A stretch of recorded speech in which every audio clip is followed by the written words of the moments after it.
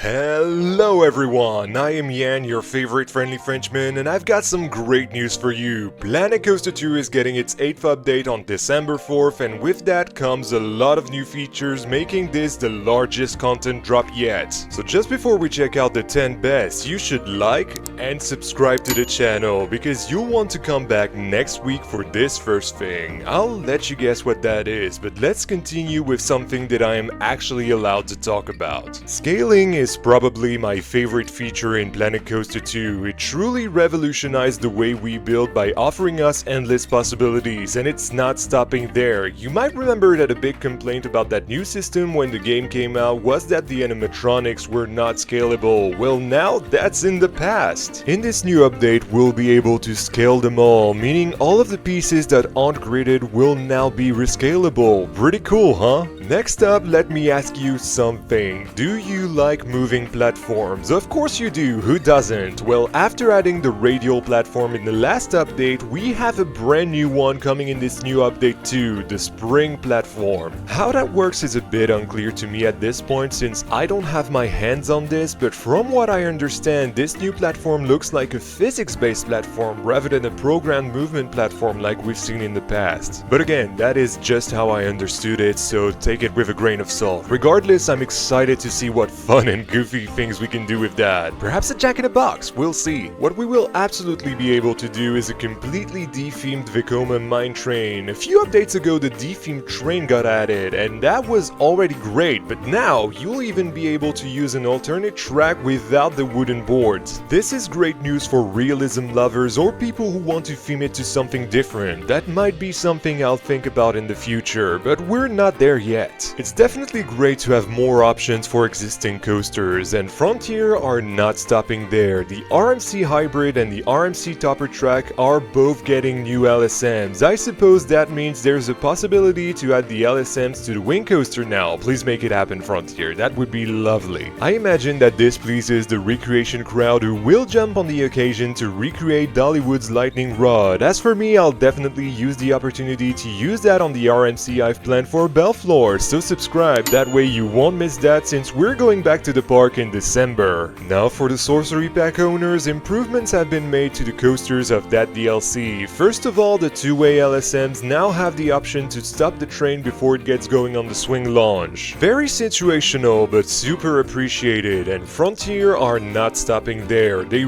really are listening to the community because they've heard our feedback regarding the lift hill on the Intamin Blitz. We will now be able to make new gen Intamin Megas like Conda, opening the door for faithful recreations of that coaster and completely new interpretations of the model, which I'm delighted to see is added as a possibility now. It was one of the things I really wanted to see added. In the same spirit of listening to the community's feedback on the Sorcery Pack, yes, you will now have a Vekoma Junior coaster variant to make boomerangs. This was a highly requested feature some thought was missing from the coaster model, and Frontier definitely agreed with you on this. The potential of this model and the Blitz are now completely fulfilled in my opinion, and the only thing we need to do now is to get building. Don't leave yet though, the update's releasing next week on the 4th anyway, so you can't actually build those yet. Our next new addition is Thunderstorms, a new weather event that will make your park extremely dark and will provide new management challenges. You will obviously have to think about shelter for your guests, but it also looks like lightning will be able to strike your rides, causing them to break down. You will have to either close them during the storm to avoid that or have a mechanic ready to deal with the consequences. Naturally, these new management behaviors will have the option to be turned off in your sandbox settings for those of us who would love to simply use thunderstorms for the vibes of our creations only. And speaking of vibes, how about wintry vibes now? That's right, the highly requested snowy weather is being added. Very fitting with December being around the corner. Much like thunderstorms, snow will come with its own set of challenges like your pools freezing and your guests being extremely cold. You will be able to combat that with the new pool heaters or simple heaters that you can place on the path to keep your guests warm even on the coldest days, and those items are great realism additions I'd never even thought about. Good job, Frontier. Hot and cold drinks will also affect guest warmth, so think about adding those to your parks and keep an eye on the temperature to see what your guests need. If you're simply turning it on for the winter vibes like I will, you will also be able to turn the management features this comes with completely completely off so you can enjoy your park becoming a winter wonderland without the cons. Speaking of winter wonderland, our last major new feature to talk about is the return of the festive theme in this update. This is very exciting, not only because it's almost the holiday season, I mean for some countries it already is, but it's also the first DLC theme from the original Planet Coaster coming to Planet Coaster 2, implying they could do the same with others in the future. This newish theme brings more than 200 items to Planco 2, and it comes with a few festive songs that you'll be able to use in your parks for free on December 4th. Those were my 10 favorite things coming to Update 8, but there's also more in there, so let's have a quick lightning round to finish the video. For those of you allergic to building your own stuff, Frontier are adding blueprints for the legacy themes they brought back. They've also made adjustments to how Scenery Prestige works, telling us it's now more balanced, but I guess we'll have to experiment with that once we get our hands on the update. The Vekoma and Aero Loopers are getting dual spine tracks for high positive moments. Guests will leave pools to satisfy their needs, and they are less likely to join queues if their needs are not satisfied, much like in real life in fact. I'm not joining a queue on an empty stomach. Sun cream is now a consumable item, meaning people will have to buy more over time. Genius capitalistic addition if you ask me. We also have a new concrete building set being added, and the track rides that aren't transport rides will now play music per train, meaning other trains won't pollute your audio experience as you ride them. That's pretty much everything new in Update 8, and trust me when I say that this is probably the biggest content drop we're getting since the launch of the game. Do subscribe to the channel so you can come back next week for me to reveal whatever that is, and you can like and hype the video if this has been informative for you. Many thanks to Frontier for allowing me to inform you all today, and let them know in the comments what is your favorite new feature coming to the game. Do join the YanHQ Discord server because we have a train and vehicle contest going on at the moment there. Your invite awaits in the description. I want to give a massive shout out to the channel supporters and VIP supporters for being so appreciative of my hard work, and if you are too, you can join them with the link in the description as well. Thank you all so much for watching my video. This has been Yan, your favorite friendly Frenchman, and as always, you've been awesome, and I'll see you all next week for the follow-up to this video. Bye.